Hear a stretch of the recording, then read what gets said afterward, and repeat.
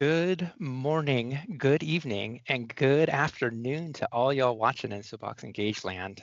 Great to have you all joining us today for our first Soapbox Engage Town Hall.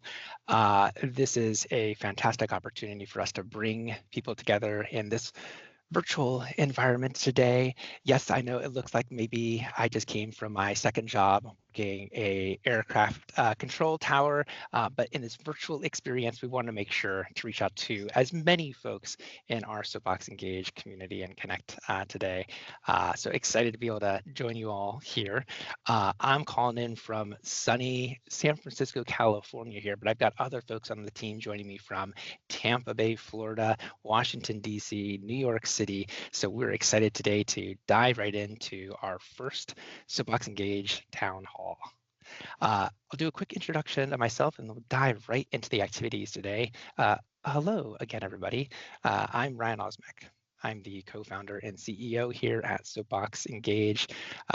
We've been doing this great work for many, many years, and I'm just delighted to be able to show off all the great things we've been doing over the course of last year and giving you a good insight as to where we're heading into the future. Got a lot of great things in store for us here today, so let's dive right into it. So to start off, what are some of the key goals, the top items we want you to be able to make sure you're walking out of today's town hall with? First, we've got a lot of great new tools and features and apps.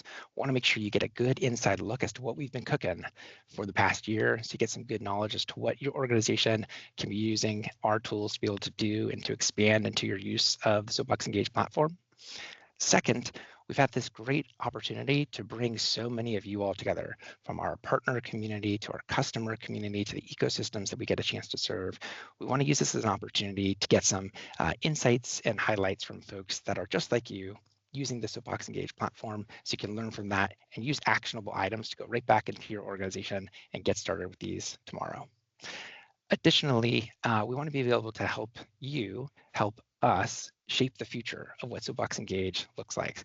We're going to be asking for a lot of your feedback at getting all the information and knowledge we can surface together in our time to make sure that we know where we can be heading together to better serve your needs. And then finally, we want to be able to connect and collaborate. This is a unique opportunity for us to come together. We'll have a whole opportunity for us to ask questions, to respond, and to be able to grow this networking community together. So why are we doing this town hall? Good question. One, again, we want to be able to celebrate what's new. So there's just been a lot of new things happening in the Soapbox Engage platform, but just in the broader world in which we live in. We've built Soapbox Engage and we've built our company to be able to serve the needs of organizations based on the time and place that we're living in. So we're an agile team moving quickly. We want to make sure that we're really delivering on what you need to be successful out in the online engagement world. Additionally, we want to make sure that we're elevating our community. You guys are doing such great work at your organizations to ensure that the needs of society are being met at a time where we need you all to be doing your great work more than ever. So we want to be able to make sure to elevate our community and show off some of the great stuff that you're doing and give you some ideas as to where you can head in the future. And then finally, as I was saying before, we want to be able to shape this together. We're not building Soapbox Engage features and products and apps in a vacuum. We really want to be able to do it in collaboration with our customers and partners. And this is one of those great opportunities to be able to do this. We think that this is going to set us up for success as a community at large to be able to move forward into the future.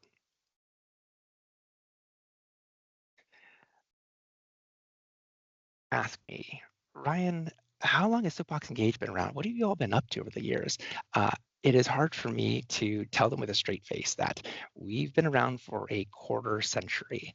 So over the course of the last 25 years, we've done a lot. As a technology company serving the nonprofit community, we needed to evolve with the technology and the times.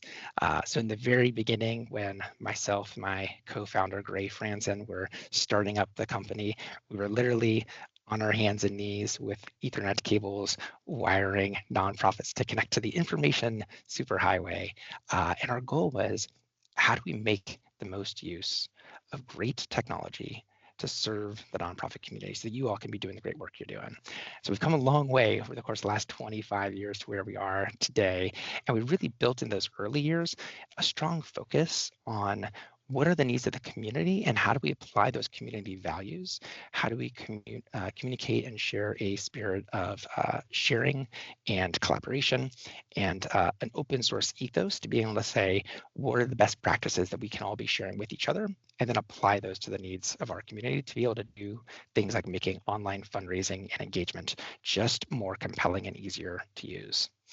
Over the years, we've grown and changed with what we've decided to do on the platform. So from wiring Ethernet cables to nonprofits, to building websites for organizations, to then realizing there's important online touch points that organizations were having challenges being able to accomplish, we really wanted to evolve the company and grow into a type of platform that organizations can use to make sure they have that 360-degree view of their supporters in a variety of different capacities.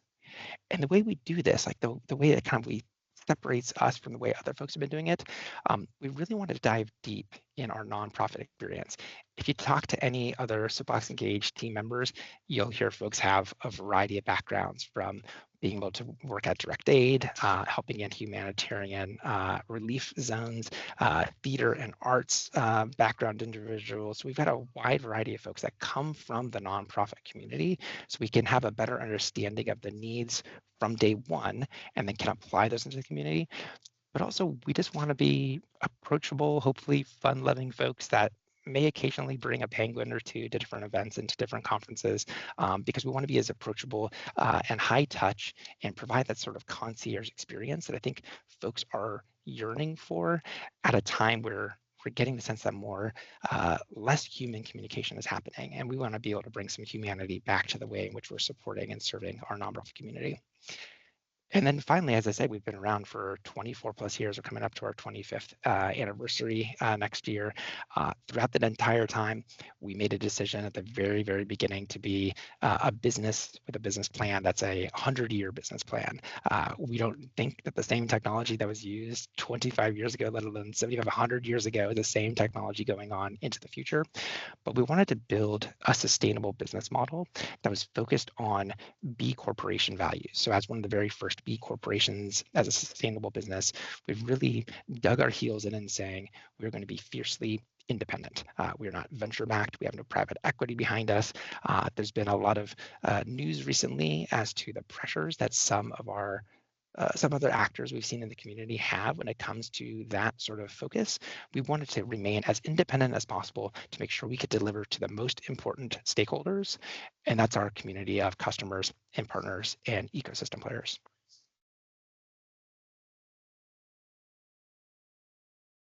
So in our efforts to be able to do that, what is the state of Soapbox Engage in 2025? What does it look like today? A couple of key things to talk about here. First, we want to be able to make sure that we're growing vertically and horizontally in the platform and the services that we're providing. We're adding horizontally new apps and features that I don't want to take the thunder away from my great colleagues that will be talking more about that, but we've got exciting new add-ons and products that we're going to be sharing that we've completed and we'll be moving into in the future. And additionally, we want to be able to work deeper. So we want to be able to make sure we're serving organizations with more robust technology. We found that in the ecosystems today, there's a lot of surface level technology. And we know that organizations are yearning to get deeper, to have a better relationship with their supporters and donors and members. With Soapbox Engage platform, we're not just adding on new features, we're helping you expand more into them. In addition to that, we're learning from some specific types of communities. So we've been working more deeply with communities like YMCAs and JCCs and other community centers that we're building deeper and deeper relationships to just get a much better understanding as to what their needs are and how we can better serve them. So if you're listening in from a YMCA, a JCC, or other community center community, great to have you joining us here today. We're looking at and investigating other sub-verticals within our nonprofit space that we're continuing to serve more deeply, and excited to be able to have more focus in those areas going into the future as well too. Additionally, we're seeing that more and more larger organizations. So think about this as like the mid-market, like enterprise, the growing and larger organizations are looking at Soapbox Engage as a really compelling platform because of the robust tools that we've got. So what we want to make sure is that not only are our tools getting more robust, but that the integrations we have with leading CRM platforms continues to grow as well too. Because we know that from an enterprise level, it's going to be tough for organizations to adopt change all the way down at the database level. So we want to meet you where you are and build the tools you need to be more successful in integrating with rich CRMs like Salesforce, Microsoft Dynamics, and others like that as well too. Two other things to note here. One is we're continuing to strengthen those ecosystem relationships we have with companies like Salesforce and Microsoft to make sure that for any organization, small, mid-size, large, and enterprise, that you're getting the tools you need to make sure that everything we're doing within Soapbox Engage is smoothly feeding into those CRMs. There's nothing more frustrating than having a great looking online engagement tool set that data doesn't actually go anywhere. And we want to make sure that that's all going to be going in smoothly and working properly with your CRMs and databases. And then finally, as I said before, we're going to continue to be as independent as possible. And that's the design of the business from day one. We've invested heavily in certain ecosystem partners. We're continuing to grow in certain subverticals. We're continuing to work closely with our partners, but our job is to be focused on serving your needs.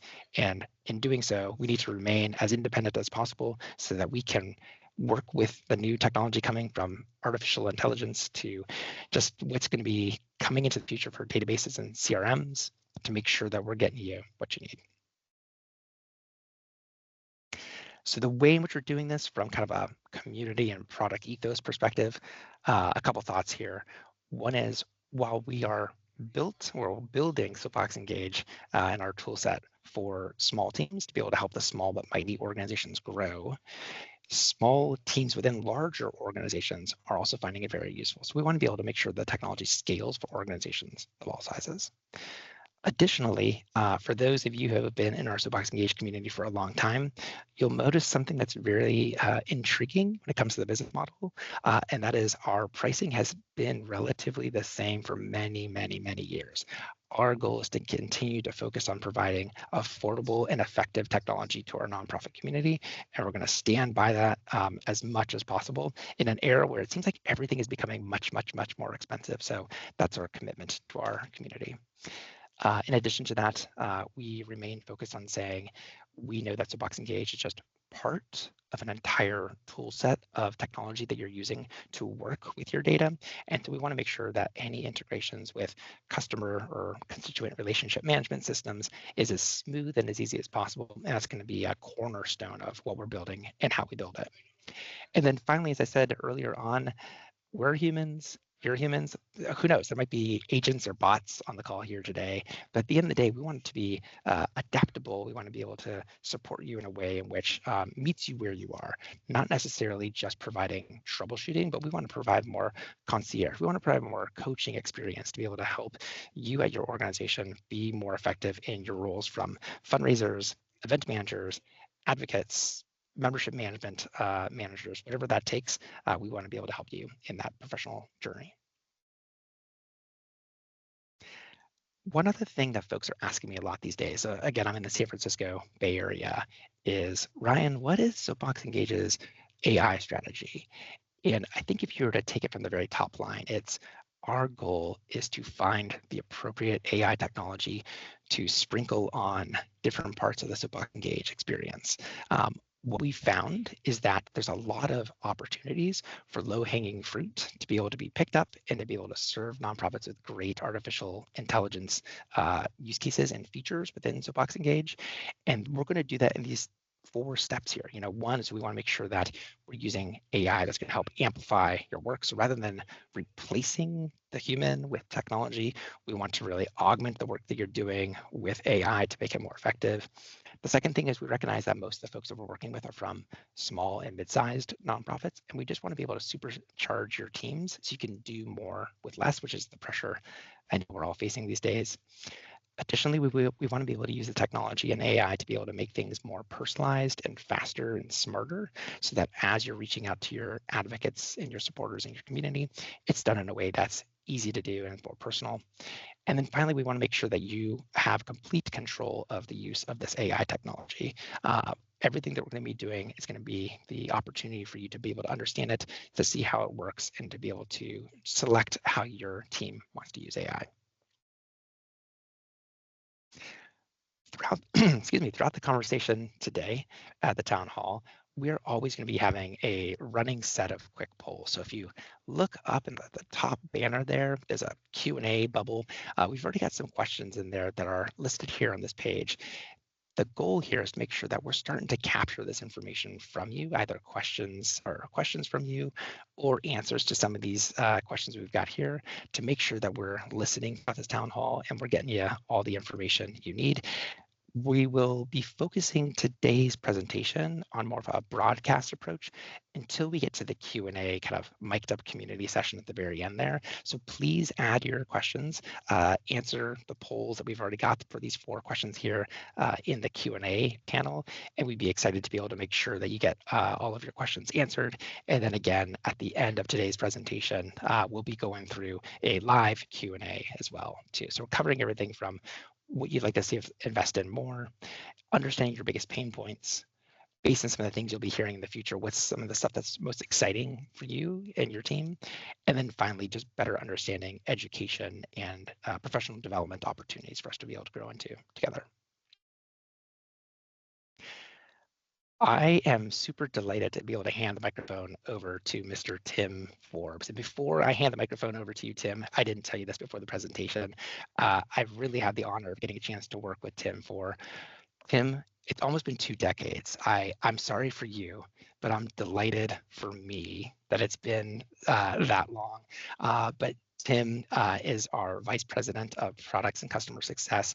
He's going to be guiding us through the next part of the town hall here. So Tim, delighted to share the stage with you. Please take it away. Thanks so much, Ryan. It's a pleasure to be here today. It's a pleasure to have been with Soapbox Engage for, just about 2 decades. I think this February is going to be my 18-year mark. So it's been a joy to work with Ryan and the other Soapbox Engage folks, and it's great to be here connecting with you all today. You, the Soapbox community, are the reason why we do what we do. And it's always a pleasure to be able to ground ourselves in that fact by connecting with our community. I do want to echo Ryan and say a big thanks to you for dedicating time from your busy schedule to be here. It is not lost on us that we are heading into an extremely important and hectic time of year for you, and your attendance means a lot. As Ryan noted, I am the VP of Products and Customer Success here at Soapbox Engage. Beyond my title, it's important for me to note that prior to joining Ryan and the team here, I came here from a nonprofit background.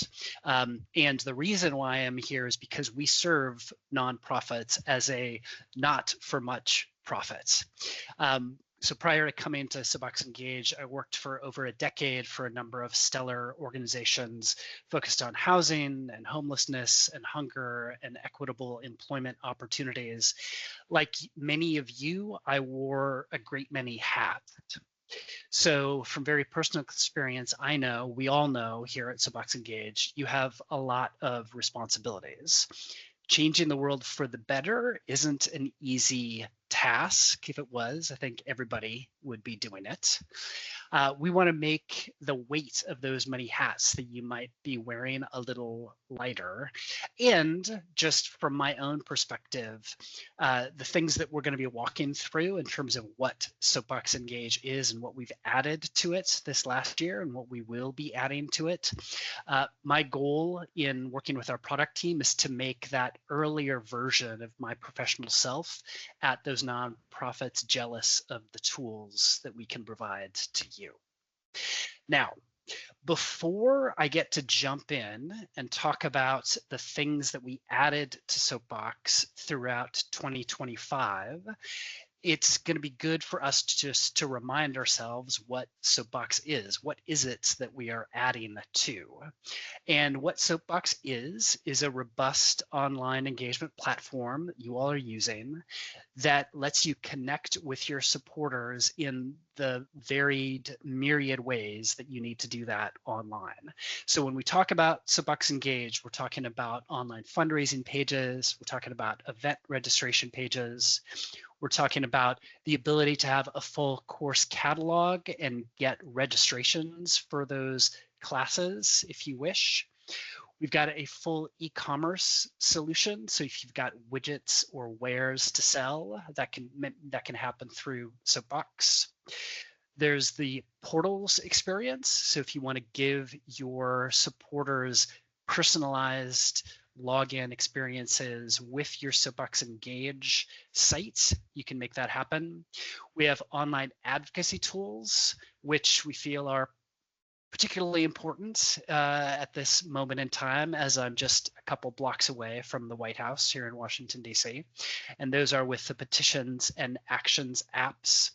We've got our forms and directories apps, which push and pull data to and from Salesforce if you're integrating Soapbox with Salesforce.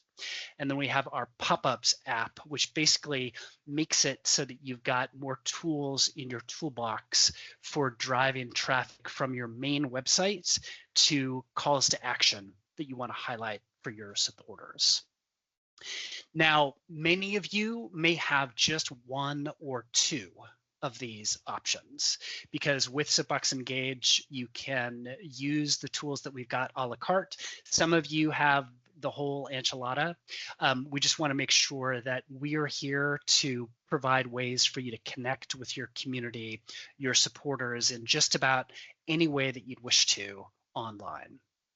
So that's the preamble for what Soapbox is, just as a way to level set.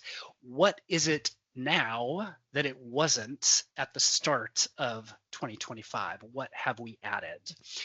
So we're excited about what we've delivered to the community this year, and we're happy to be sharing with you what Soapbox can do for you. Some of the features that we're going to be walking through that are on this list may surprise you. You may not know about them. As much as we strive to do a good job of sharing information about the new features, everybody on this call, I think, will readily admit that we're better at building new things than we are sometimes about talking about those things. So if any of this comes as a surprise, that's okay.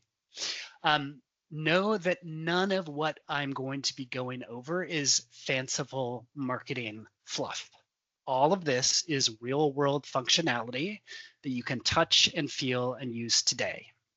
Some of it represents exciting new features that we are jazzed to talk about with you.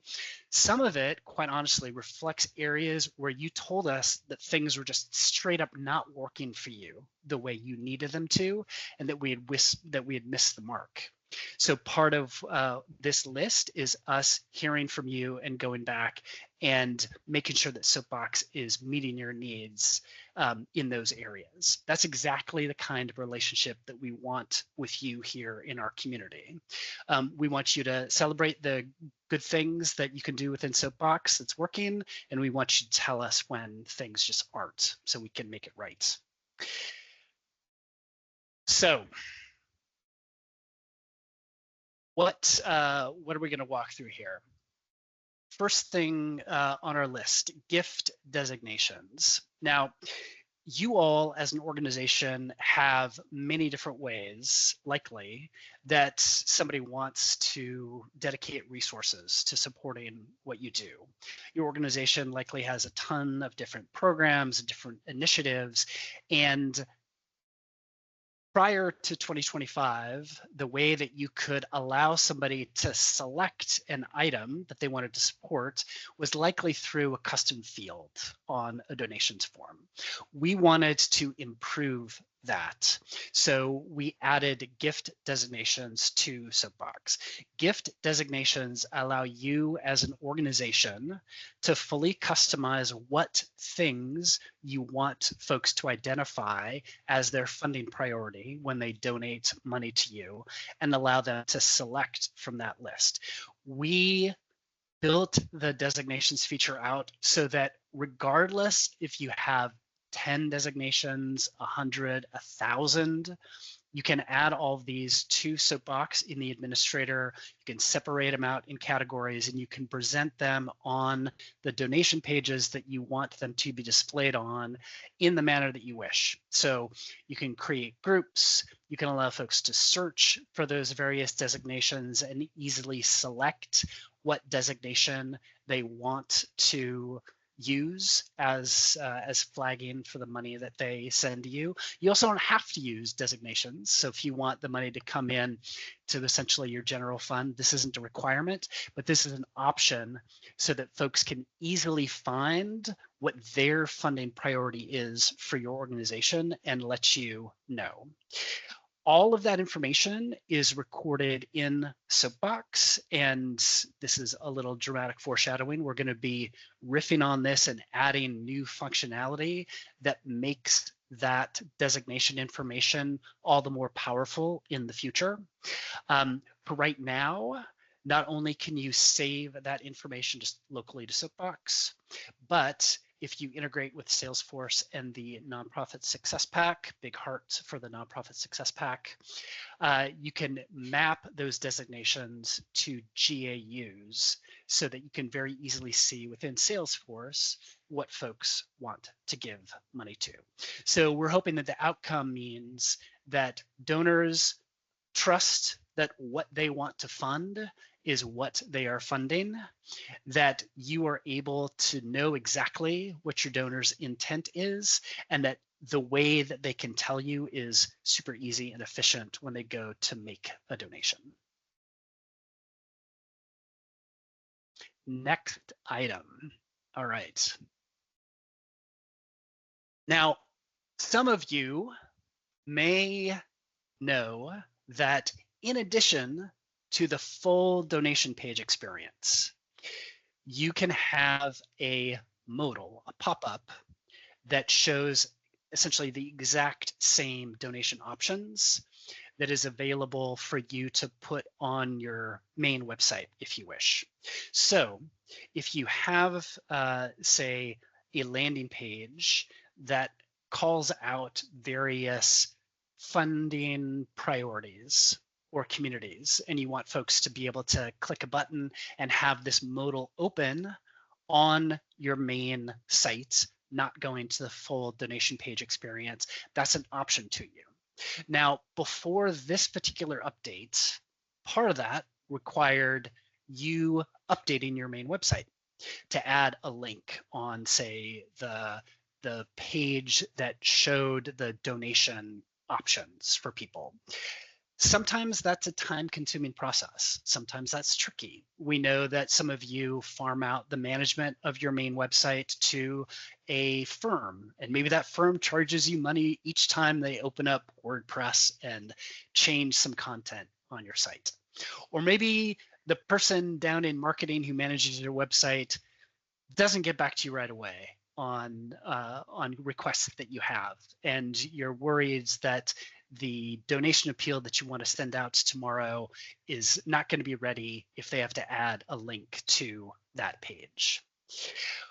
And at the same time, you're a fundraising pro and a Soapbox Engage donations black belt, and you can create donation pages like it's nothing and target those donation pages to particular groups in your mailing lists that you want to reach out to.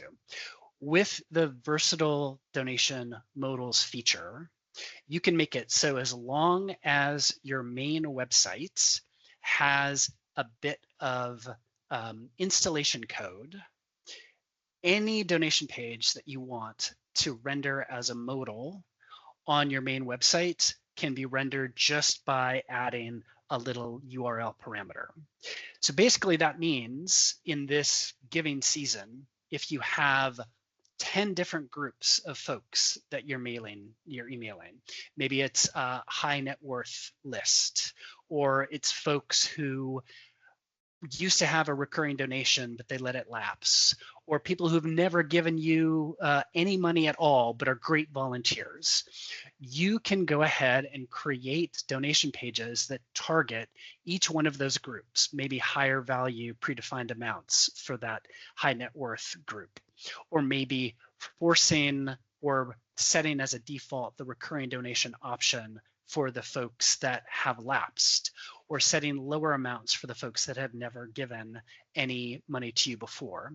You can send out those links to a page on your website that includes this URL parameter to open up the modal that is particularly designed for that given list, all without talking to anybody, all without updating your website. So this is massively flexible and allows you as a fundraiser or as a marketer to be wildly empowered to send out very specific appeals to your community for your fundraising efforts. In addition, within the Soapbox administrator, when you're creating a donations modal and you're making changes, or you just want to see what it looks like on the front end, we've added the ability to just click a button and open it up in the administrator. So you can see exactly what your donors will see.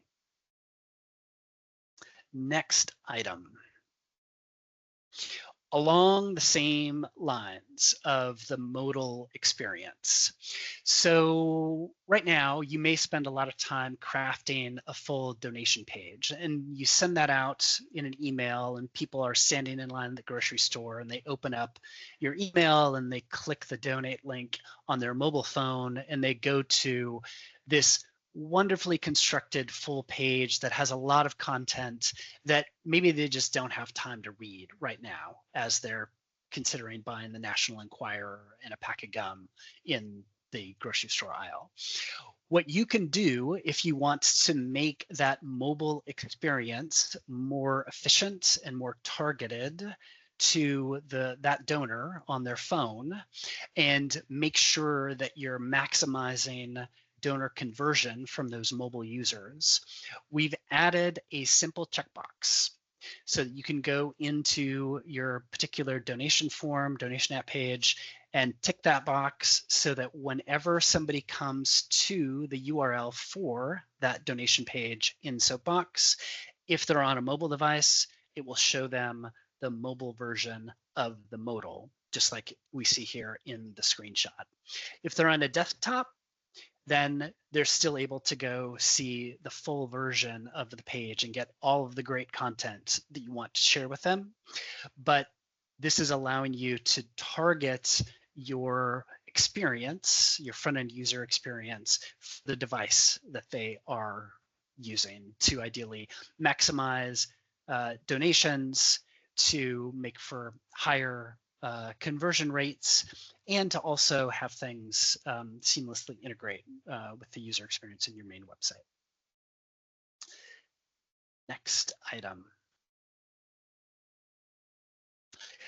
Now, one thing that we hear a lot is that folks have a great many pledges that they get from the folks who are most excited about their mission, and that it can be a pain for the organization itself to collect those pledges, and it can be a pain for the folks who have made those pledges to remember what they have paid so far towards that pledge, to be able to make a payment easily on that pledge, especially when you could deal with the fact that, you know, some folks one time might want to use a credit card. Maybe the next payment they happen to be there at your organization's offices and they just write you a check.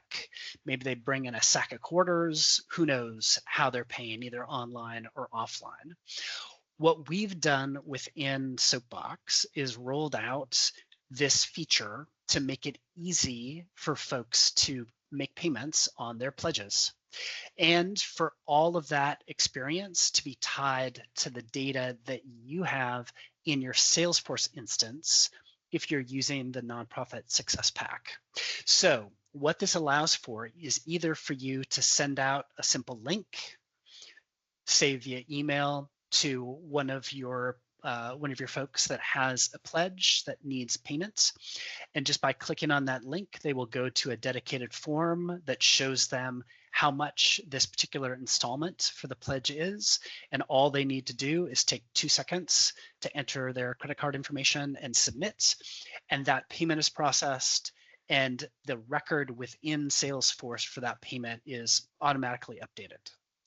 Or you can provide folks a logged in user experience so that they can go to a page on Soapbox that is exactly mirroring the data that you have for them in your Salesforce instance that shows the status of an opportunity that was their pledge and what they've paid and what they haven't. So if they did bring in that sack of quarters and you mark the payment for, say, January of 2026 as paid, that's reflected in Soapbox when your donor goes to view that. Or if they write a check, same thing. Or if they make a payment with their credit card through this, automatically updated in Soapbox and the money processed immediately. Our hope is that this is going to radically reduce friction in getting those pledged payments. So you reduce the number of write-offs that you have, you make things happier for your most valuable donors because it's easy to do for them what they've promised that they will do. Next item. Also with donations. So donor advised funds are a massive opportunity for organizations, but donor advised funds can be a pain. There can be time delays in getting the money. You need to go to separate portals to figure out how much somebody has to give you the money, or more than likely, you're manually entering data for these transactions that folks are processing.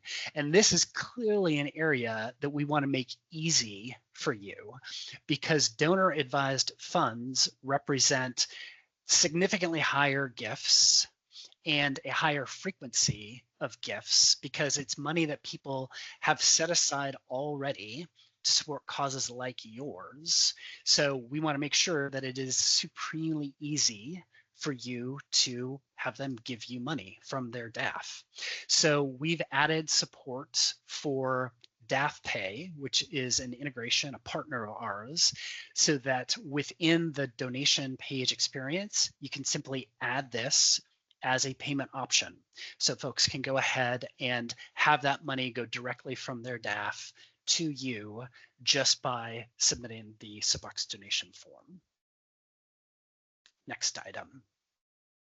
Google Analytics. All right, so some of you may be aware that there was a sea change in Google Analytics not long ago where Google just basically changed everything, upset the apple cart and forced people to figure out what the heck GA4 means. I still am not fully aware of like how to run reports or see data in Google Analytics. It's a bit of a mystery to me, and maybe to you too. But Google Analytics is a great tool to analyze web traffic, and we made sure that we updated Soapbox Engage to work with Google Analytics 4 so that it can track your website traffic data in general to any page that anybody goes to. And then we also added specific e-commerce tracking on the donations app.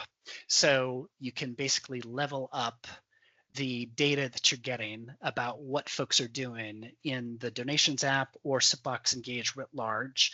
And that even if you don't have any time to look at the data now, just integrating Soapbox Engage with your Google Analytics 4 account so that the data flows in and waits for you whenever you have that magical spare moment to go and look and see what's going on. That's a feature that was integrated with this year.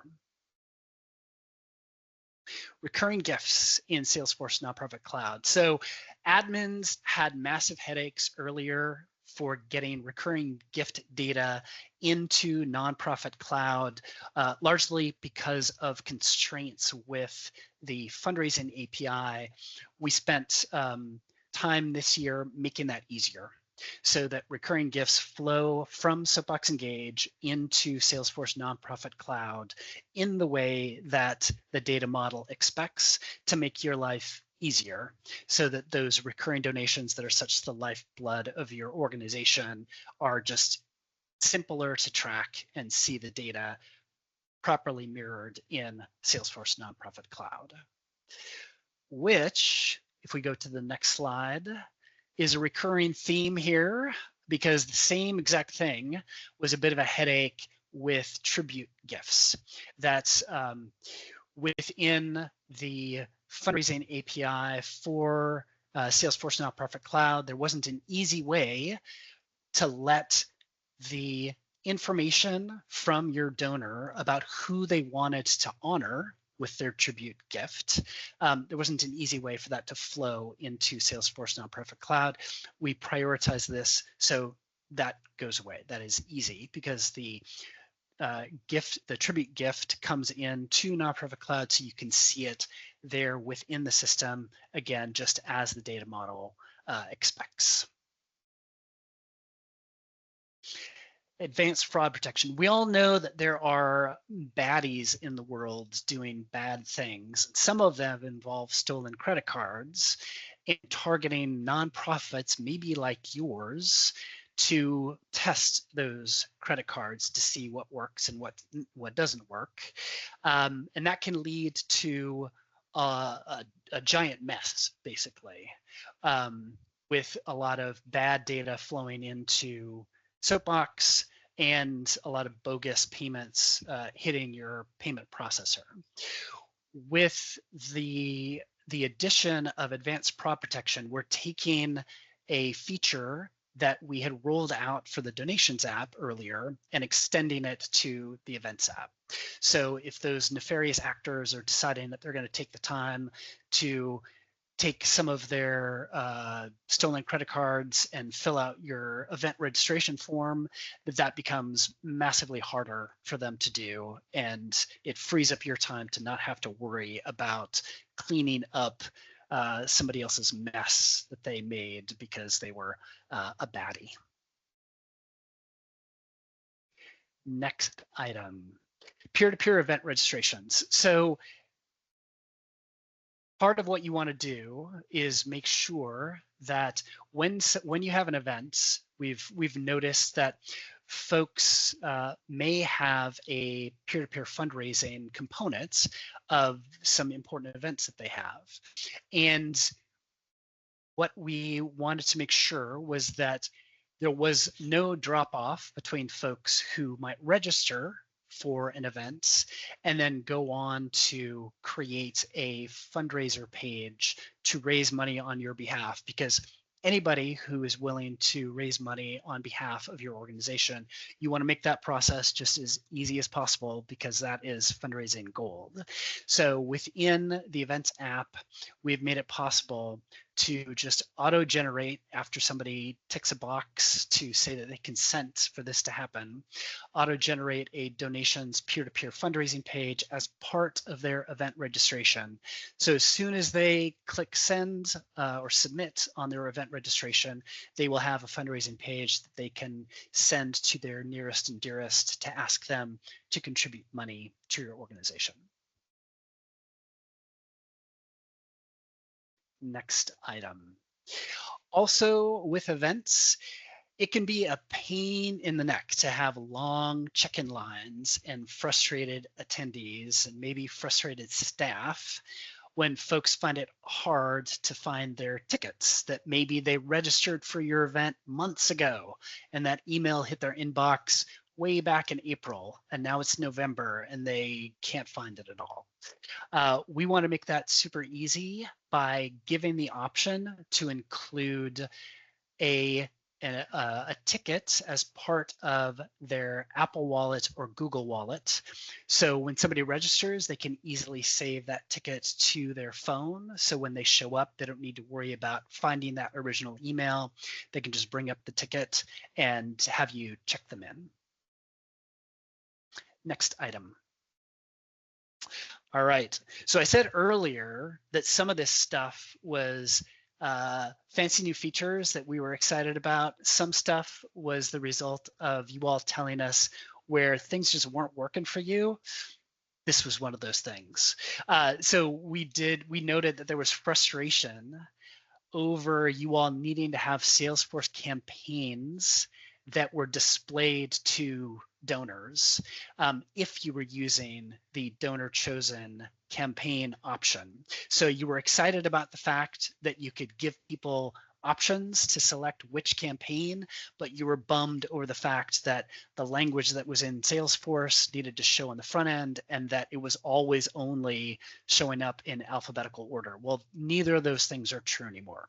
You were able to go right now, if you want, into any of your donation pages that have the donor choose option, change the language to fit your needs, and to rearrange those options in a way that makes sense for your priorities and for your community, and leave the Salesforce naming conventions of your campaign to Salesforce.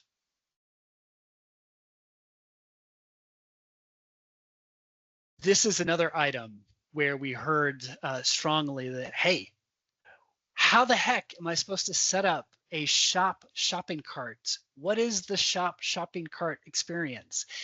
We took time this last year to revamp admin experience to make it easier for you to leverage a whole bunch of great tools that we have in the Shop e-commerce app for the shopping cart experience. So if you want to use product variants or inventory or any number of new features to allow folks to browse and search your product catalog and check out all in one go, setting that up became a lot easier, and hopefully that makes happier, less stress administrators and a better shopping experience for your donors.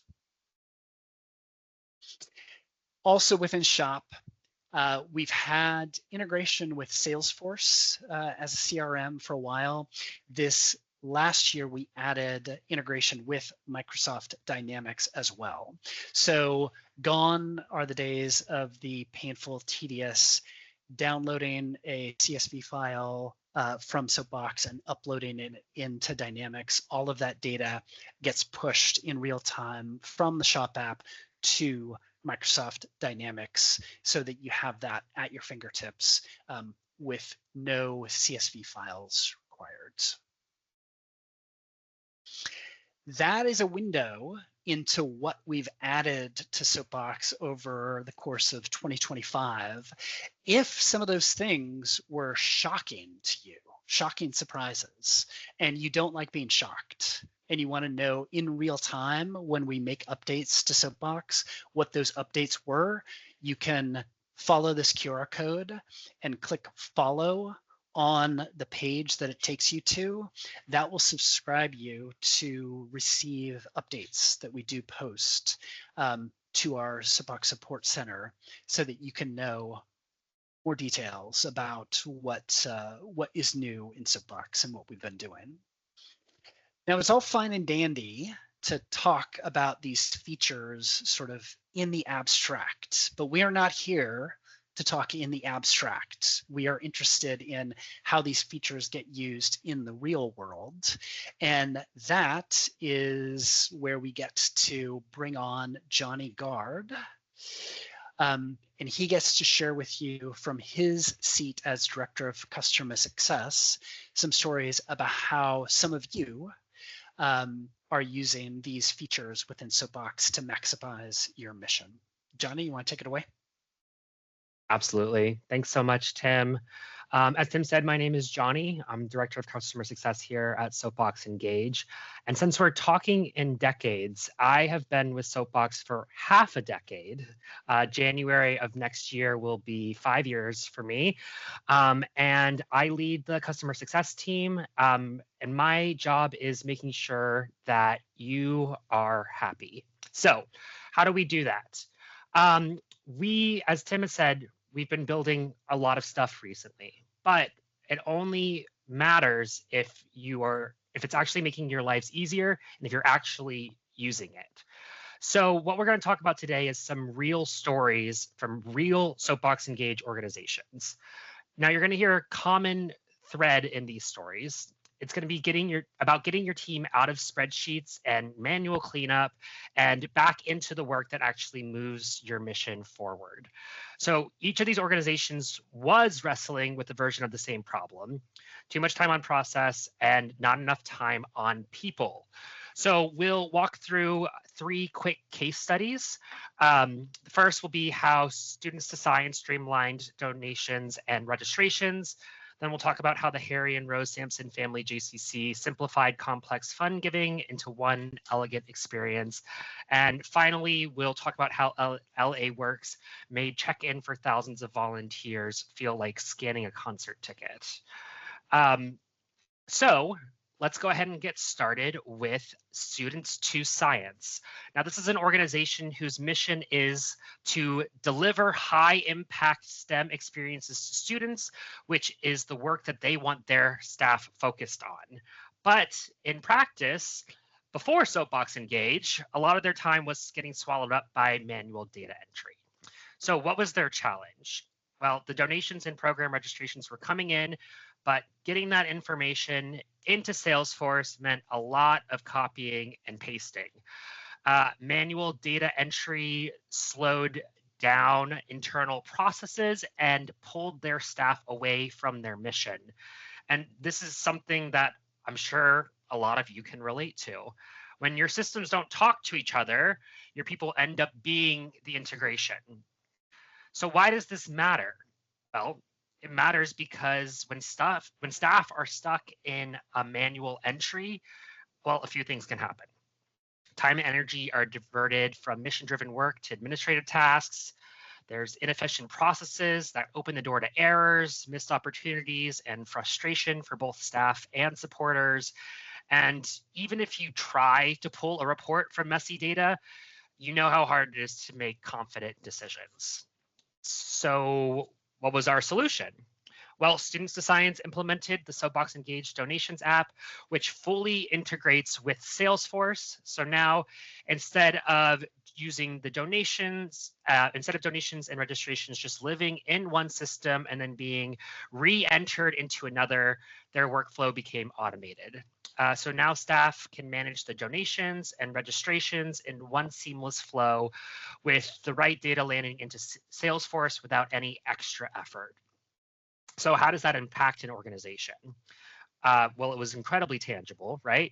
There's less time on data entry, more time on program delivery, stronger donor relationships because the information is accurate, timely, and easy to manage.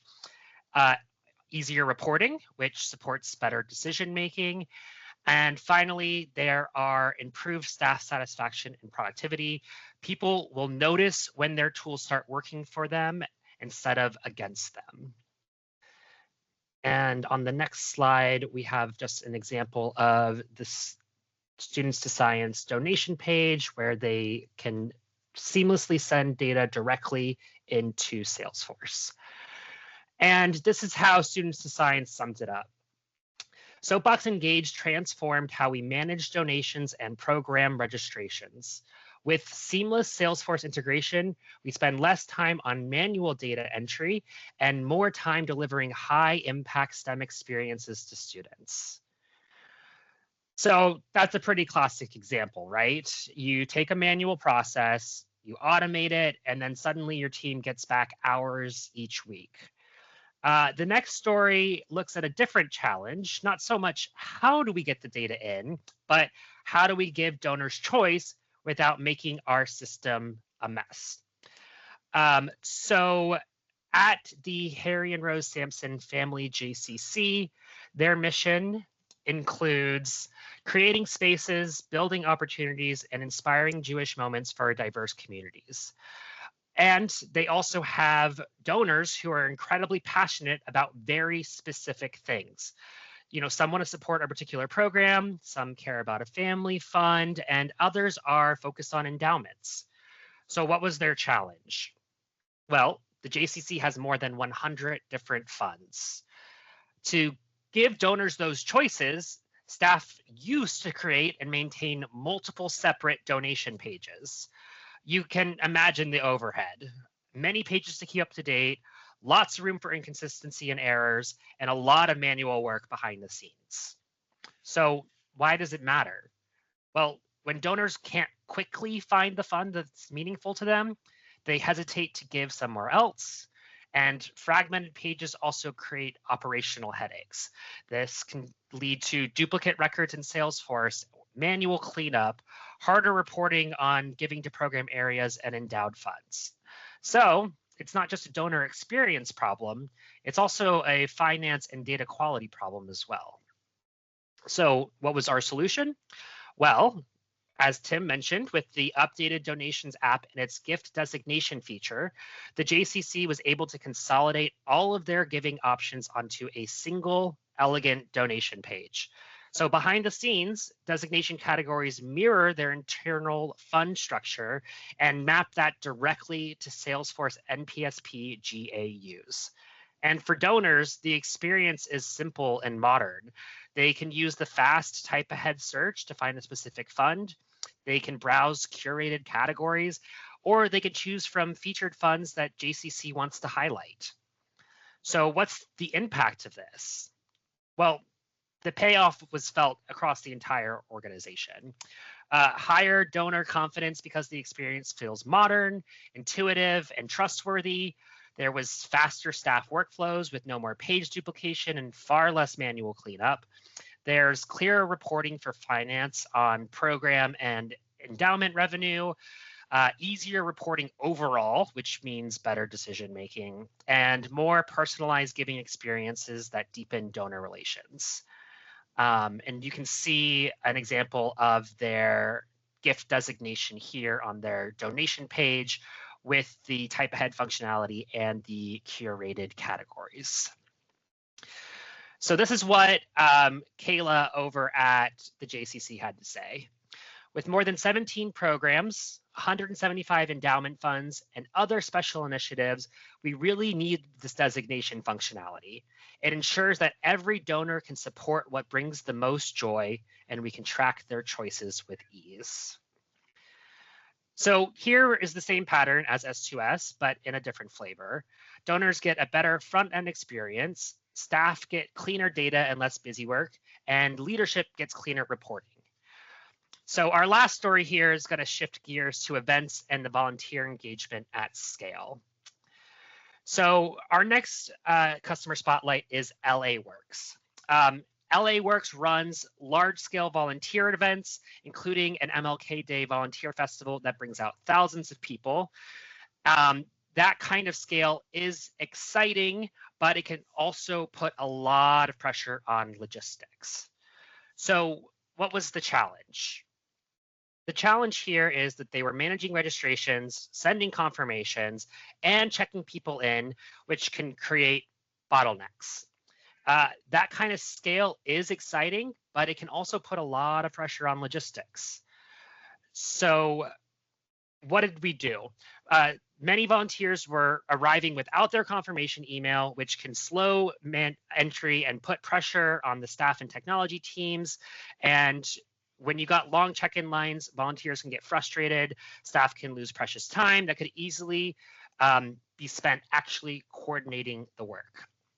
So why does that matter? Well, on a big day of service, you want people to show up, get scanned in, and get to work with as little friction as possible.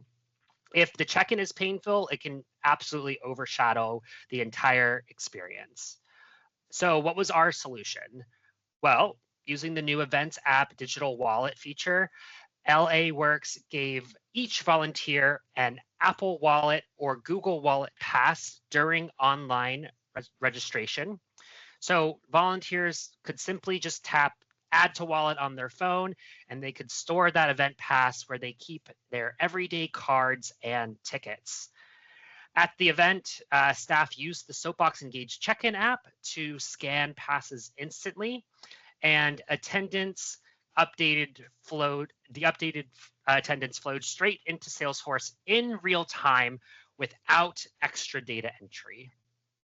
So what impact might this have?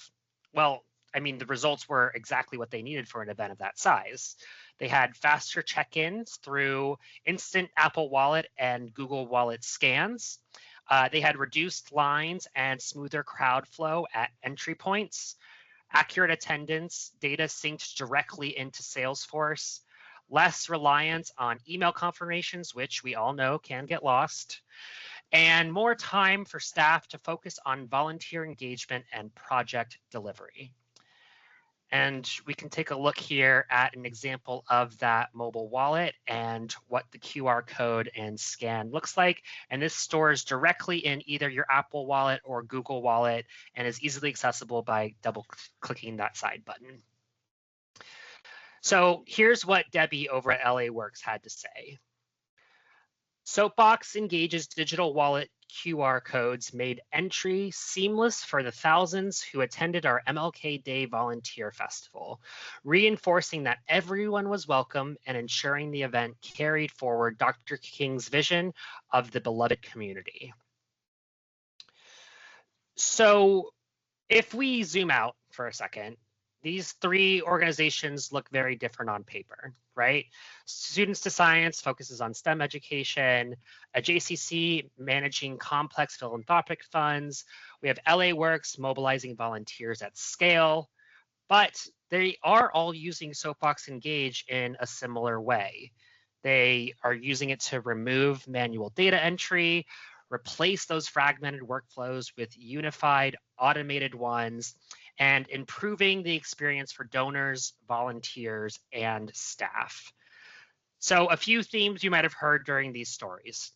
Less time on data entry and manual cleanup, more time on program delivery, volunteer engagement, and donor stewardship, cleaner data flowing into Salesforce, which makes reporting and decision-making easier, and a front-end experience that feels modern and intuitive, whether that's a single giving page with smart designations or a digital wallet pass at an event. So that's really the direction we're heading to as a product, right? Giving you tools that feel powerful under the hood, but are simple on the surface so your teams can focus on mission, not middleware. And if any of these stories sound familiar to you, you're not alone.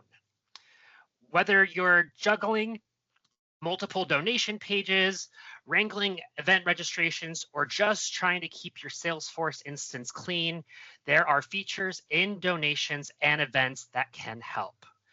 A few next steps that you can take after the town hall, well, you can reach out to me or our support team about where you're still doing a lot of manual work, and chances are there's an automation or integration that can help. Or if you're interested in gift designations, digital wallet passes, or improving your donation or check-in flow, or any of the other wonderful features that Tim mentioned that exist at this exact moment, we'd love to help you walk through what that could look like for your organization. We want to thank you for the work that you do and for trusting us to be a part of it. We're excited to keep building features that save you time, reduce friction, and help you put more energy where it matters most, which is your mission. And with that, I'd love to talk about the future of Soapbox Engage. And to do that, I would love to bring back up Tim Forbes. Take it away, Tim. Thanks so much, Johnny. It's great to be back with you all. I still lead the Soapbox Engage products team, and I remain focused on creating innovative solutions, just as I was a few slides back. We're here to be as transparent as possible with you about where we're heading. And that's because we want to be co-conspirators with you for the common good. We want to be your secret superpower for connecting with your constituents. And you'll notice that there was no safe harbor slide that came up to start this section. That's because we don't have any Fortune 50 board of directors that's looking over our shoulders, or any venture capital investors that first and foremost see you as a dollar sign. We are here charting our own course with you in mind and with your input. And that starts with sharing what themes we have that are guiding our decisions about what the future of Soapbox Engage looks like. Because if you think back to that slide earlier where we broke down all of the different apps that we have, there's a few options that we'd have for investing our time and treasure in building out Soapbox. So we've got some overarching themes that guide those decisions. Those themes revolve around, first and foremost, speed. We want to make your users essentially not have to wait. We want faster load times for your donors. We want them filling out the form as efficiently as possible. And we want your experience when you jump into the Soapbox admin, whether you're in there every day, multiple times a day, or once a year to tweak your donation page, we want that experience to be simple and efficient and easy. So speed. Hand in hand with that is intelligence, is figuring out how we can leverage this AI stuff, not the big bubble that is AI that gets talked about so much in headlines, but actual technology that can be added to Soapbox to make configuring pages in Soapbox easier for you as an admin, that setting up your sites can be that much more efficient. So if you get an alert from that follow that you did for our release announcement update thread, and you see, oh, there's a brand new thing that I can do. We want to find ways to use AI to make adoption of those features easy. We want to make also the front end user experience smarter for when people come and want to give you money, so that those interactions can be helped along by predictive technology that AI can offer to just make that user experience easier when somebody wants to give you their hard-earned cash. We also want to continue our focus on integration. We know that in 2025, 2026, and beyond, all systems are talking to each other, sharing knowledge. The expectation is that you're able to access data from multiple different points through integration. And we want to continue what we've been doing with expanding our integration with Salesforce to make that richer and deeper. We want to continue expanding our integration with Microsoft Dynamics, particularly with a bit of a change that has happened in that nonprofit space of late. We want to acknowledge that organizations are still looking to use Dynamics and make that flexible for them. We want to continue iterating on the DAFPay integration that we have. And we have a number of new integrations that we're already working on so that Soapbox can more easily talk to other systems, particularly if you're stuck in a system that for contractual reasons or just inertia reasons within your organization you can't move out of. We want to find ways to make sure that you have a great front-end user experience for your giving pages, for your online engagement pages, even if you use a different system not named Salesforce or Microsoft Dynamics. We also want to continue just emphasizing the obvious, that people are on their phones and they are not sitting down at a computer to do the thing as much anymore. We want to have a mobile first approach that's optimized for folks when they're moving through their day as we do. And then lastly, we want to continue leveraging the fact that Soapbox Engage is not a simple point solution. We don't just do donation forms. We don't just have an event registration form. We are we contain a host, and we want to make sure that that host of apps is connected in a way that provides a robust, well-integrated ecosystem so that your organization can get the full benefits of each and every one of those apps working together in concert to give you a better view of those donors, supporters, event and attendees, advocates within Soapbox itself. Now, we get to dig into some of the specifics that we have planned. And I will tell you right now that virtually everything that will be highlighted in this roadmap here is the result of hearing from you, the members of the Soapbox Engage community. So your voice matters. The stuff that you're typing in the chat right now, that is stuff we take seriously. So don't just think that we're asking you to waste your time or give you busy work. We are going to be perusing that not only on this webinar, but after. Look at these slides and you hear my description of what's coming and you think, well, that's just dumb. Or I have no idea how my organization would ever use that at all.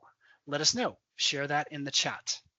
Or if there's something that you're particularly excited about that's meaningful to you and your mission that you can't wait for it to actually be a thing now, then let us know that too. We want to know the good, the bad, and the ugly.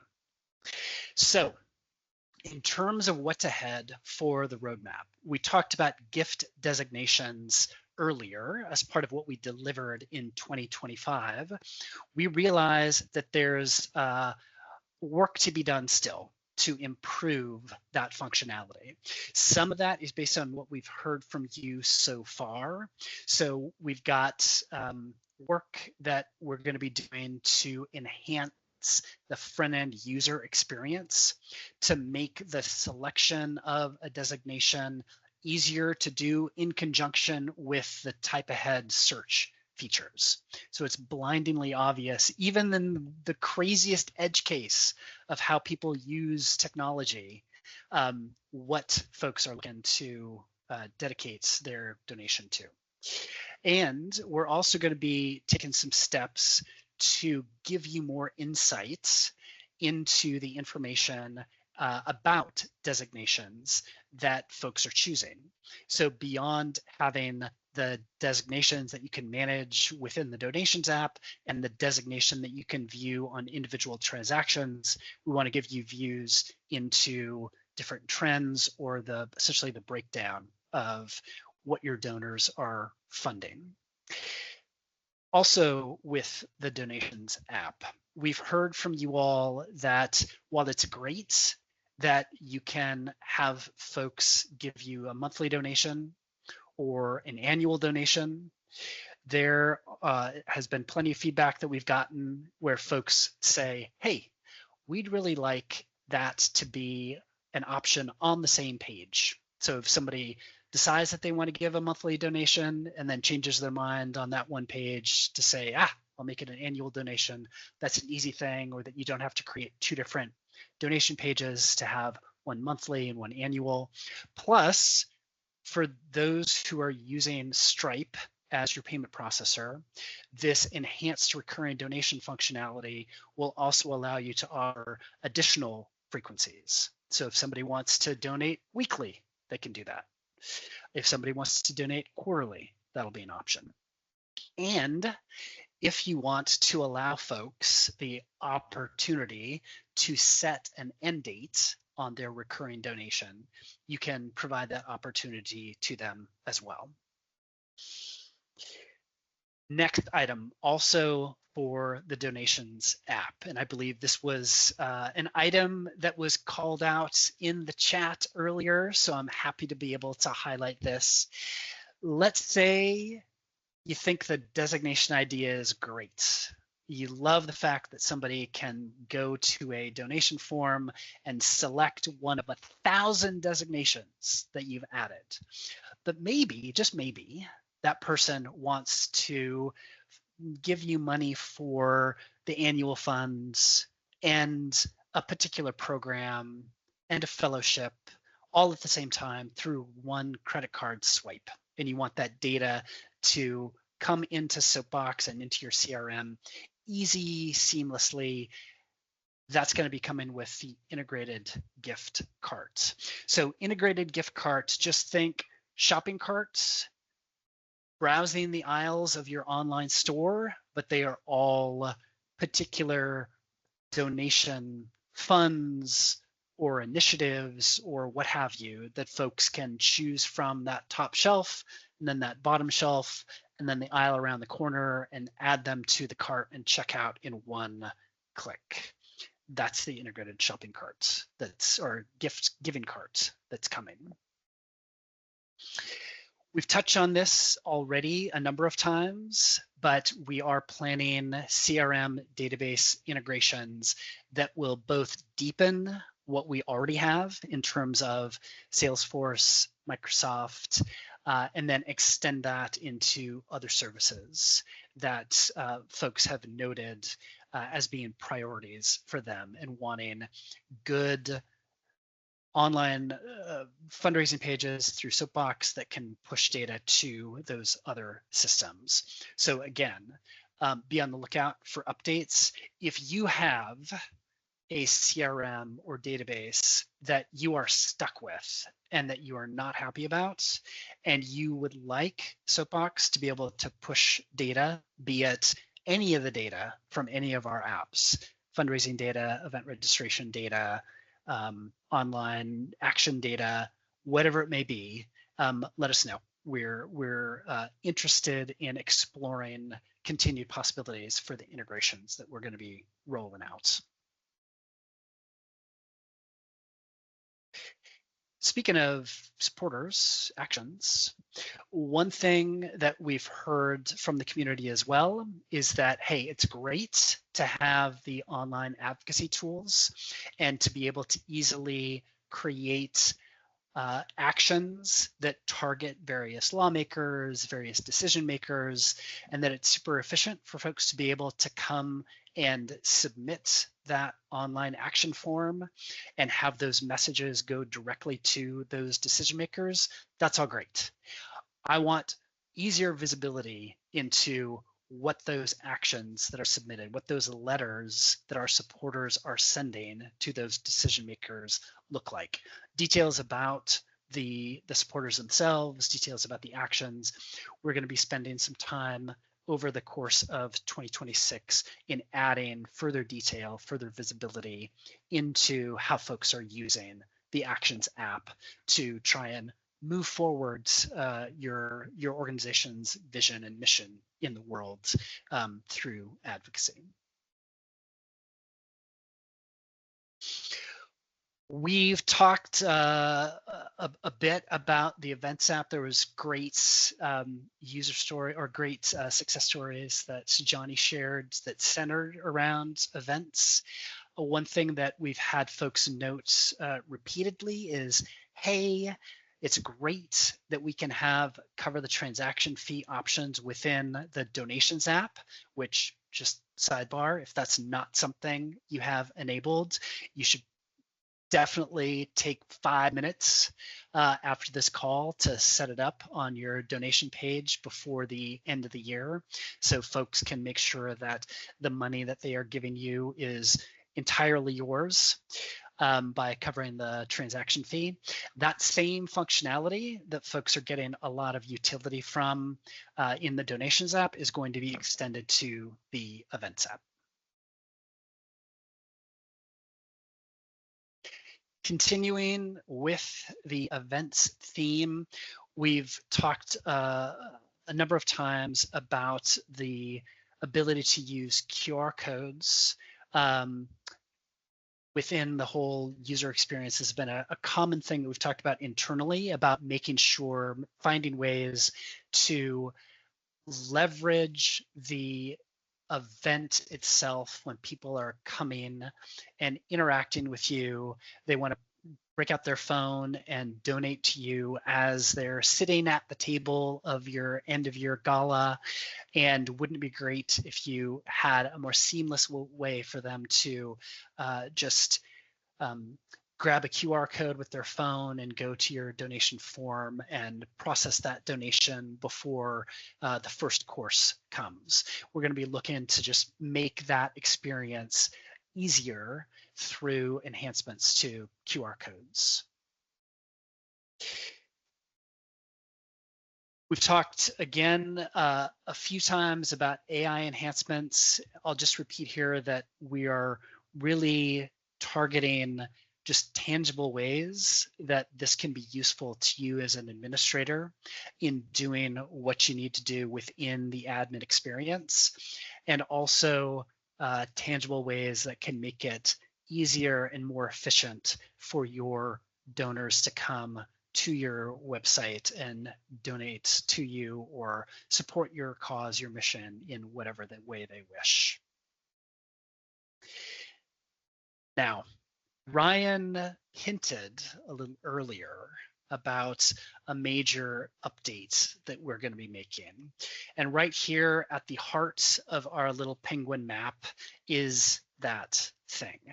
We know that a lot of you on this call have a major event at some point in the year. Maybe it is coming up right now. Maybe you are getting all of the details about what meal options folks have chosen, and you're solidifying the different auction items that a local business maybe is contributing, and you're set to roll out your big gala event for that features an auction that ends up being a major source of funding for your organization. And some of you may be doing that just on slips of paper, where folks are just walking up to that item and writing down their bid and then hoping that that is the winning bid, and then you have to find them later on to process their payments. Or maybe you're using a current service that is a little clunky or possibly a little pricey. We have heard from a lot of you that having an auctions solution that is easy to use, so even if somebody is well into the happy hour and looking to break out their phone to make a pledge, that they can do that regardless of their current sobriety or their age or facility with technology, that we're going to make this easy for you to conduct an auction, easier for folks who attend your auction to bid, easier for you to automatically swipe those credit cards after the auction is concluded so that you can get those winning bids completed and then priced in a way that is consistent with Soapbox's priority to the mission of you as an organization that has a mission to fulfill. So if you are interested in the auctions right now, you can absolutely go ahead and let us know in the chat. That would be fantastic, because we know that a lot of people are excited and we want to make sure that we can spread the word far and wide. If you've got specific suggestions or things that you'd like to see in an auction experience based on previous use of tools or what your dream scenario would be, we want to hear those, because we know that this is a really key way that fundraising happens for organizations. And just as a reminder again, if you want to hear news when this is released, you can go to the link in the Soapbox Engage Support Center and follow the release announcements to make sure that you hear the latest and greatest about the auctions app and about all of these other updates. So thank you so much for walking with me to see what we're planning for the future of Soapbox in 2026. And now I'm happy to yield the floor to Katie.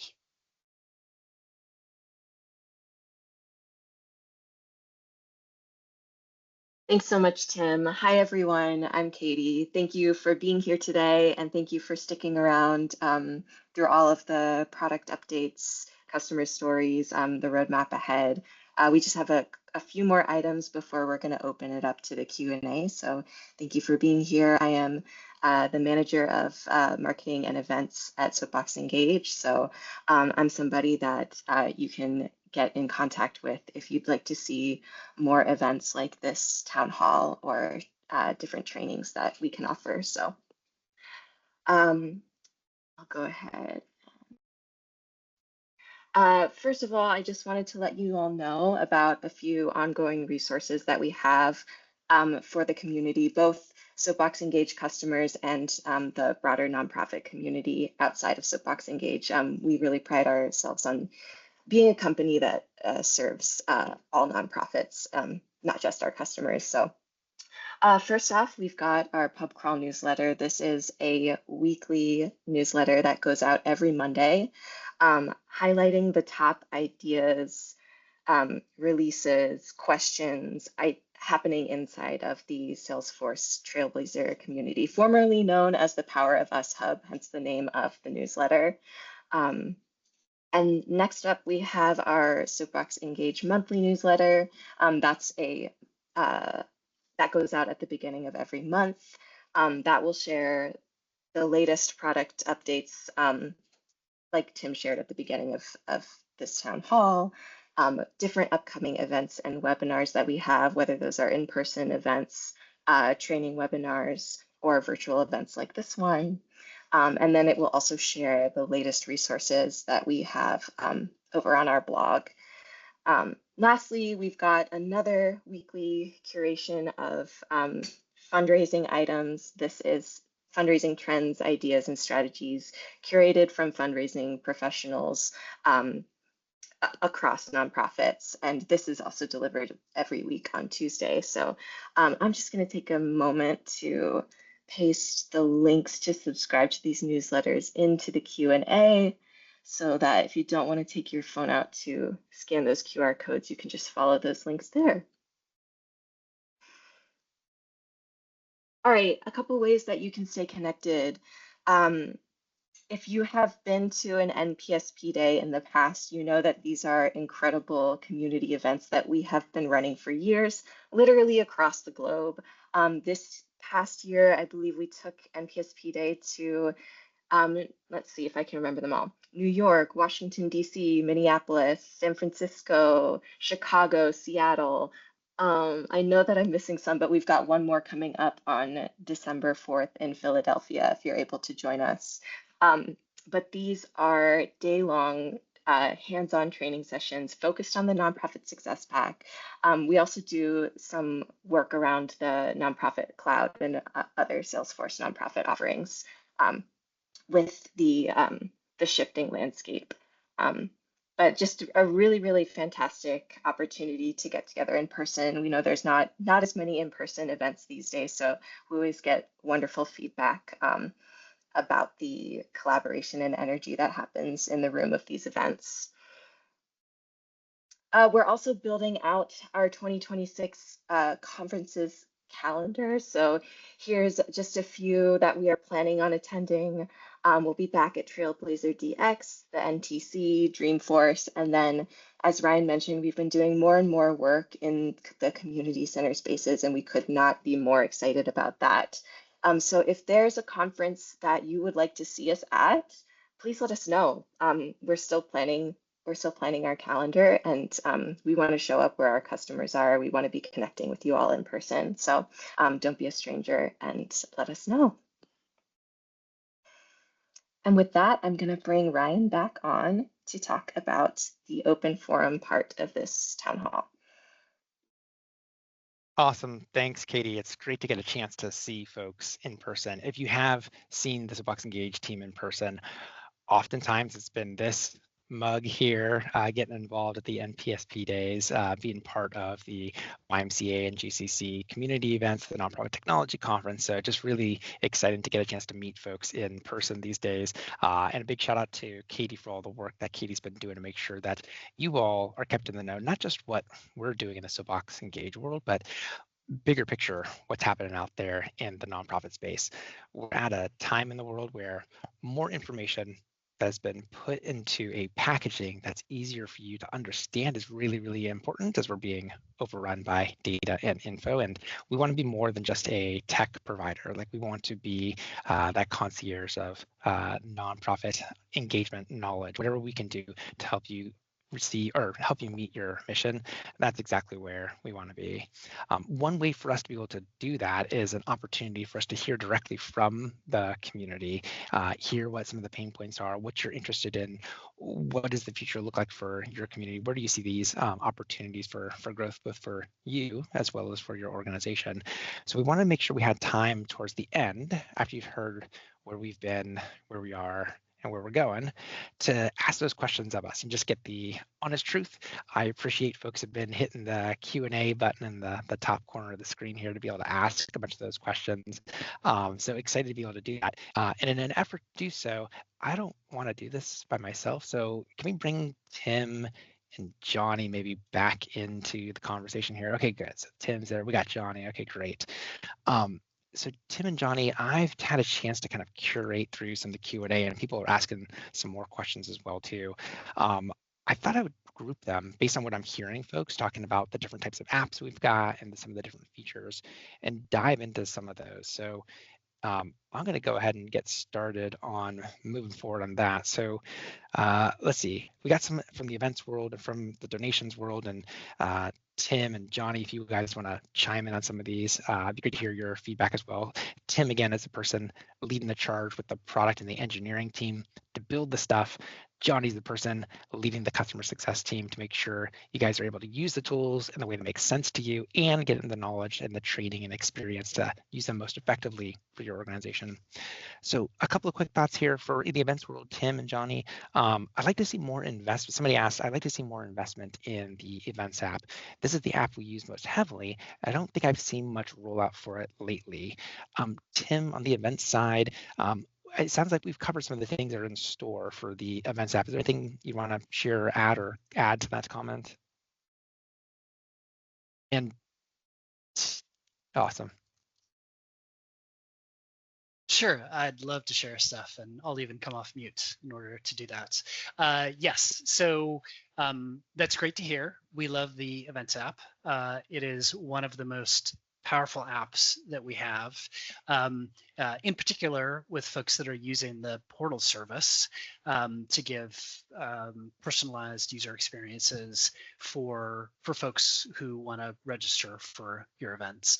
And that's great to hear that you're looking for more updates on the Events app. So we did note a couple of the things that included the cover the transaction fee element and other pieces that are on the roadmap. We also have additional items that have been in the works that we are looking to add that will include things like bundles. So being able to have groups of tickets and non-ticket items, so like a parking pass or other things that don't equate to this person in this seat. And that's in the works. And we'll take this comment as more motivation to continue finalizing that. If there are specific things that you have been looking for in the Events app that you'd like to let us know about, we're all ears. Feel free to chime in to the chat here and let us know, or reach out to us, and we can let you know if that's something that is currently going through testing and development, or potentially on our roadmap, or something that we'd be willing to consider. Tim, to speak to that offer, what about all those scheduled emails? It's awesome that Soapbox Engage Events app includes the ability to do scheduled emails, but wouldn't it be great if I didn't have to send myself a scheduled email? Like, how do I get to see it? So somebody's asking, is previewing a scheduled email something that we might be able to see in the future as well too? That is a great suggestion. And Imagine that somebody actually wants to see what they're going to send people before they send it. We might have liked to have done that in the lead up to our own town hall, because Katie was rushing to send a test email that we added right at the 5-minute mark, just to let you pull back the curtain and let you know about what we're doing. So we can sympathize with that. There isn't a specific plan for adding that, but heard and noted, and I'm sure Katie would have loved that about 2 hours ago. And I'm wondering, this might be for Johnny and Tim, but we've got fraud protection that we've got on the donations app. With it now on the events app, it sounds like we probably have the protection we need to be able to do the same sort of, putting nefarious folks and credit card testers at bay on the events app. And I'm curious, have you heard any, Johnny, real world feedback on folks using it for the events app? Has it been working the way we hope it would work? Yeah, we had a customer reach out. We don't often see folks using the event pages for these credit card testing, but we had a customer who they were getting constant charges, and so we developed the advanced fraud protection for the events app, and they said that their pages have been virtually not touched by hackers since. So that's been great to hear that it's now available for the events app and it's working in real life. And just a note for those who might be using advanced fraud protection for the donations app, if you had been using it and you also have the events app, it automatically is applied to the events app as well. And I just went out of focus. Yeah, so that's something that automatically was enabled for you. Let's try and see. Okay. I can focus. Cool. And if you don't have advanced fraud protection, it's an add-on that you can just reach out to us and say, hey, we want that thing. So yeah. Cool.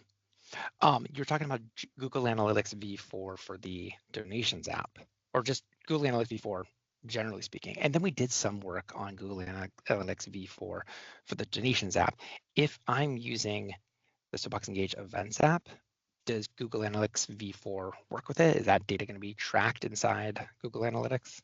Yeah, so there's two ways that Soapbox works with analytics. The first is the one that applies to each and every page on your Soapbox site, which is just, we're going to send web traffic data to Google Analytics when somebody comes to a given page. So that's true of events or shop or your portal page, or if you use our content app. That's not something we talk about much anymore, but some of you have your full content management system on Soapbox. And if somebody comes to a content page, that traffic will be tracked in GA4. So same thing, there's no difference between, say, the events app views and just a regular old content page on Soapbox. The second way that we work with Google Analytics is for the donations app, where you can actually leverage the e-commerce tracking tools that GA4 has, and you can set up particular items on a donation page by donation page basis to leverage those pieces. There isn't that same thing with the events app, but you will get data about web traffic on the events app, from the events app to the events app. Within it, on it. Around Johnny, it. Right. Johnny, you were highlighting the success story with LA Works and what they were able to do to process thousands of folks coming into the LA Coliseum, which is just like a cool scene of great volunteer engagement. So like, that's just cool as it is. One of the things that is important is that folks get those QR codes and those tickets, so they can add those QR codes and tickets to their digital wallet. I believe currently today, those digital wallet passes with the links to them, those just go to the person who placed the order. It's not like it's being sent to each of the individual ticketed attendees, because we might not have names or email addresses for the ticketed attendees. Is that correct? Or like for an LA Works or somebody, I think that's correct. Like right now, it's going to go to the orderer. It's not necessarily going to go to the individual ticket holder. Is that right? Yeah, that's right. Okay, so it might be, Tim, for the feedback we'll want to add here is just to make sure that there's an easy way for individual attendees to potentially also get those QR codes or those digital wallet tickets so that individual attendees can add those to the wallets. You know, when I go to a baseball game here, I used to see the Oakland Athletics. When I see the Sacramento A's, whatever they are now, I would have that added. If I bought 2 tickets, I could then share a ticket with a friend, my dad, et cetera. So it could be good for us to consider that. I think somebody in the community was asking for that as well too. Totally. Excuse me. One last events piece here. When folks are going through the event registration process, amazingly enough, people may misspell their own email address. And then the confirmation messages that Katie was sending to all of you coming into the event, it goes to the wrong place. It goes into the spam filter. It's .cm instead of .com, whatever that might be. Somebody in the community was asking, it could be helpful to have like a confirm email address option, especially probably for the billing person, the purchaser, because that's going to be for receiving ticket information, access to the portal. Probably something we should be looking into. Does that sound right, Tim?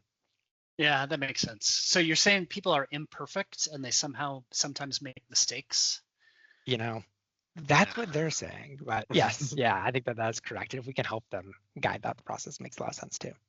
Okay, that makes sense.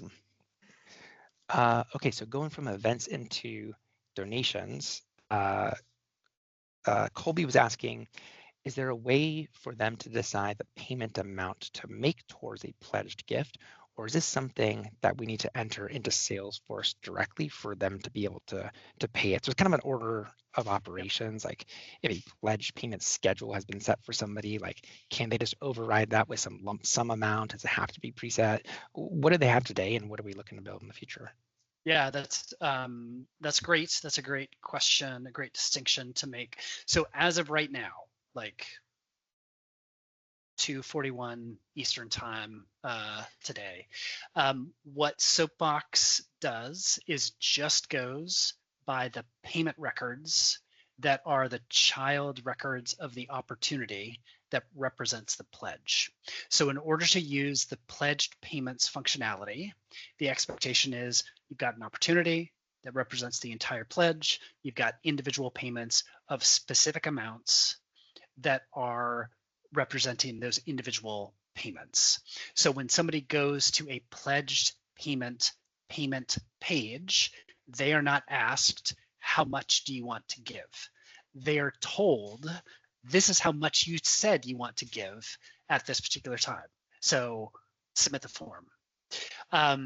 There are other ways just within Soapbox and the flexibility that Soapbox has and how it interacts with Salesforce that you could allow for freedom to allow people to go ahead and determine what they want and then figure out how to easily associate that within Salesforce with their pledge. But that requires a bit of custom work.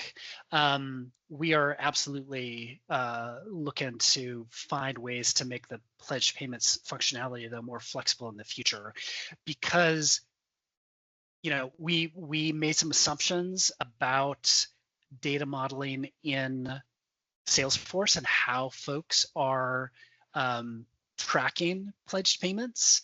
And some folks have creative ways of tracking pledges that we want to look at for incorporating easy ways to leverage its functionality, because we know that pledges are so key to an organization's bottom line. So both finding ways to extend the pledge payments functionality to fit with other data models, or to allow flexibility to say, well, maybe I don't want to spend or pay $1,000 right now like I thought I was. Maybe I just want to pay 500. We don't want the end result to be the person doesn't give you any money if they're not willing to do $1,000 that day. We do want to have flexibility there. So that's great. great question and great insight into real world. Awesome. Yeah, and it sounds like, Johnny, that Colby had followed up to say this is one of the key sticking points that they have, and I think it'll be helpful for us to be able to do that to serve organizations like that and others like it. In fact, Johnny, one of the other comments that somebody had shared earlier, I think might be a good one for you. So I know that you are working really closely with the community centers we serve, the YMCAs and the JCCs. Want to give a shout out to one of our great ecosystem partners, the Traction Rec team that does great work in serving YMCAs and JCCs. We spent a lot of close time with them to integrate our solutions together to make sure it's working and humming along with Salesforce.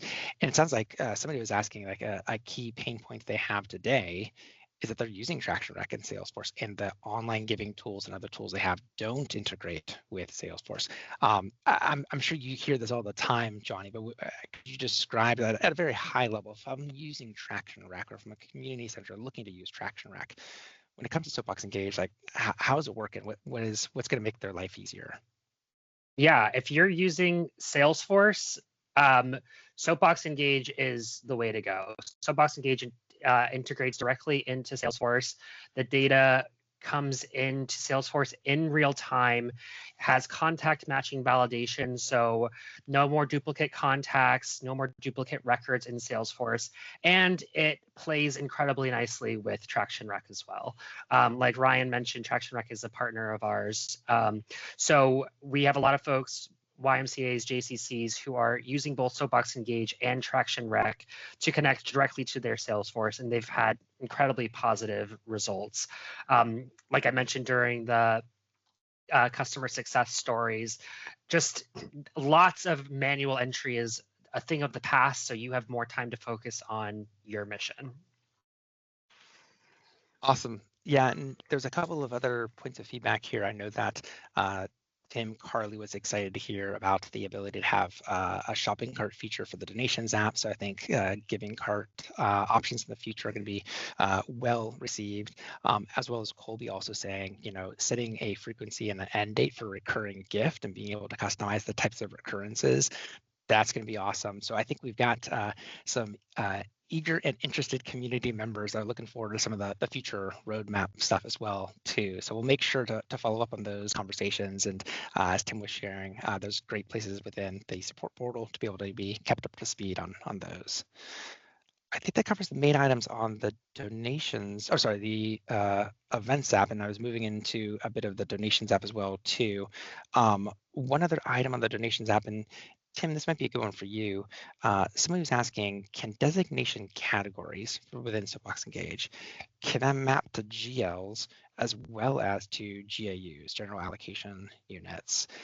It might require us to do a little bit of follow-up to get more details on that, because I know we've really focused closely on an external ID that can be a GAU, it can be something else. So it's flexible in what it can be, but Tim, can you speak to that at all? And maybe that'd be a little homework assignment for us. Yeah, happy to. Always excited about homework. So the designations, first and foremost, they're set so that you can customize them as you want within donations, and you'll have that rich data within donations as folks submit donations and select their designation. That we have that integration with GAUs. We're planning, this didn't make the roadmap, but we're planning on adding integration with nonprofit cloud.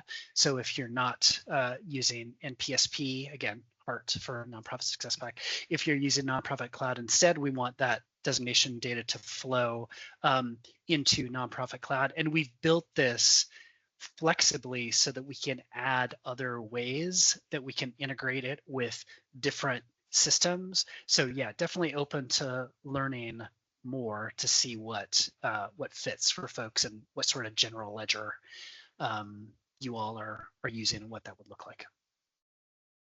Awesome.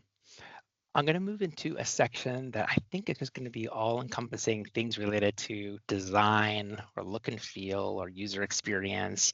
We get a lot of feedback of saying these tools are they're rich and they're robust and they can do a lot of things, and I can cover a lot of territory as a marketing manager for my organization, an advocacy manager, an events manager, fundraising professional. It's covering a lot. But as you were saying, Tim, like the folks that are on the other end engaging with the community, they're doing this on a mobile device while holding a newborn kiddo in the other hand, or checking out of the grocery store because they got a push message from one of their great organizations. So a couple of these are comments and questions. So I know that Becky had a couple of questions related to just general forms in general. So she said it'd be great if there were more user-friendly design tools to create more interesting pages. Also, the ability to send test emails regardless of the app would be amazing. So another +1 for being able to see what you send before you send it. But from a user experience perspective, Tim, I know that we are very much focused on how your community is using these pages and these forms with the new generation of apps that we're building, like the auctions app as a kind of a leading indicator of that. But do you want to speak to Becky and other folks' thoughts and feedback around the look and feel and the user experience for folks?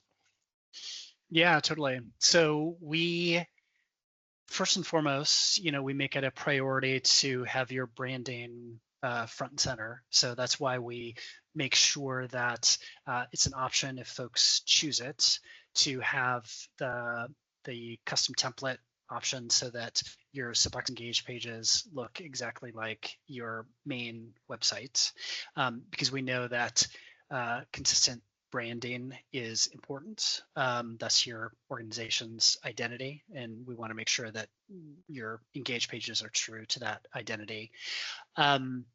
We also want to give you a ton of flexibility for the forms that you create to meet the specific need that you have. And to have that flexibility such that it's easiest for you to maintain just things within the template that's been created, so everything looks consistent. But we do know, folks let us know, hey, I would really love to do this crazy other thing. Like I had this vision last night as I was asleep about this cool page that we want to add for whatever it is, and we want, I want some tools to make that happen more easily, and maybe something outside of just what the editor allows you to do. We're always looking for ways that we can make the customization or creation of the front-end user experience easy for you all. We're definitely open to hearing more feedback on specific ways that folks are looking to do that with, whether it's the Forms app or other items. Brian, And do you have Johnny, any? Yeah, I was going to say, Johnny, I think we hear a lot of feedback when we're in the kind of customer success mode. So folks have already chosen Soapbox Engage, they're building pages. They like that things are almost pixel perfect, matching what they have on their website. But I think there's also a tension there that they might not want it to look exactly like their website. Like they want a lot of that branding, they want it to feel like the organization, but they might also want these pages to look a little more modern and engaging. And sometimes maybe some of our competitors have, flashier, modern looking interfaces, but they don't look like the organization's website. When you're working with organizations, do you feel that there's sometimes that tension of like, we want it to look really great and modern, but we also want to stay true to the branding? And how do you coach folks, and do you have feedback to folks to add on to what Tim had shared as well too? Yeah, absolutely. The donations modal feature that just came out, it definitely extends the donation pages into what I kind of consider the future. It's very modern looking, it's very elegant, it's very clean. But right now there's not too much customization besides adding your own images, text, etc. As far as kind of making things their own, we have a lot of customization that we can do within Soapbox Engage, which is what's really great about it. Almost every single header, icon, title, field name, etc., can be customized, as well as the look and feel of pages, either with our standard templates or a custom template. And a lot of folks will take a page from their website and really tone it down, just taking those main branding things like the header, their logo, footer, type, text, CSS, things like that, and apply those to those pages. So it looks enough like their site that people feel safe making a donation, but not so overwhelming that all of their headers are there and all of the links that might distract donors from pulling away from the donation page. Yeah, and I definitely feel like the general feedback we've gotten on the donations modal experience that, like, I think Becky actually just tested out while we were on our call here today, has been really positive. And I think if we can add a little more functionality to it, it can help with a little bit of the branding, a little bit of the chrome around it. But I know that a lot of organizations want to be guided in the right direction of like what's going to be the modern tools. So as Carly just shared a moment ago, like it'd be great if we could drag and drop more and write code and update things through editor less. So I think that those all speak volumes to kind of where we're heading and what we're looking at as we're building out fresh new apps like the auctions app, and then what we can be doing to make the app better as well too, all the apps better as well too. I know we've only got a couple more minutes here, so I just want to make sure there was other items that I covered. Had a great question about making sure that sample emails could be seen for the Actions app as well as the other apps. I know we've kind of covered noting wherever an email is sent. It'd be great to be able to get a test of that. I think that'd be fantastic. One or two other items. Somebody was asking, just generally speaking, is there anything ChatGPT based or connected that we're looking at or thinking about in the Soapbox Engage world? I know I kind of said our approach to AI right now is responsibly sprinkling like the right features at the right time for the right organizations. But there's also been this huge shift of where people go first in the internet to look for things to do things. And ChatGPT is one of those key places that people are going. Tim, from a product like vision, maybe this isn't a roadmap, it's like a vision perspective. Do you have anything to share on that? Yeah, this is absolutely something that we've been talking a lot about, and just trying to recognize what's happening right now, what we think the world is going to look like in 6 months, and what the world is going to look like in 5 years. Can we even think about that far? And when ChatGPT, like when there's a new browser out that that folks are interacting with ChatGPT, when folks are just going to ChatGPT and maybe never leaving ChatGPT, and it's just pulling in data from other sources, like that's a new reality. So we're absolutely looking at ways that we can continue making the connection that you have with your supporters, your donors, as seamless and easy as possible. And if that means making sure that we are set to enable that within a ChatGPT environment, like whatever that looks like, or in a world where people don't even go to web pages anymore, like we're exploring all sorts of different possibilities for the future. Awesome. Thanks to the community for asking those great questions, sharing your comments. Great to be able to hear and learn more about what you guys are facing, what you're looking to do. We'll make sure to follow up with the folks that ask specific questions, get you the answers you need, and always excited to get your feedback as well. So Tim, Johnny, thanks for joining me on the stage there for that Q&A and open forum session there. And as we get ready to wrap up here today, a couple of key resources. One is we'll make sure that the recording of this town hall gets into your inboxes. So if you need to share that with other folks, if you want to skip ahead to a certain point, be able to share this minute or a couple of minutes of things that Tim had shared on the roadmap or Johnny had shared as a customer success story, happy to be able to share that with you. We'll also be sharing the presentation deck as well too, and links to different how-to guides about some of the new features we've got, because there's a ton of new features. And as Becky has said, they're actually trying to use them right now during the presentation. So we want to make sure you've got access to those in case you run into any issues and doing things well. There's a ton of support and knowledge and documentation and information to share, from videos and training options. We want to be able to include links to those so you have access to being able to get all the educational materials you need. And then finally, we'll also be just recapping this whole event with a nice email that summarizes the big picture stuff that matters most to you going forward. And with that, folks, I just want to say thank you. As I said at the very beginning of this call, it's been a quarter-century journey that we've had the pleasure to go on with you and the nonprofit organizations that we serve and the partners that help them.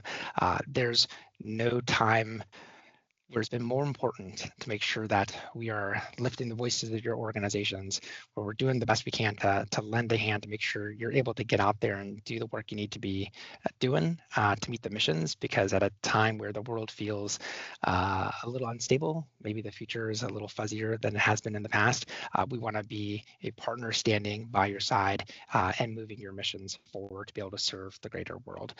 So thank you, everybody, for taking 2 hours of your day to be able to discuss this with us. We're excited to be able to be on this journey with you. We're looking forward to continuing the conversation moving forward and appreciate your time and attention. Thanks, everybody. Hope to do this again soon and enjoy your days.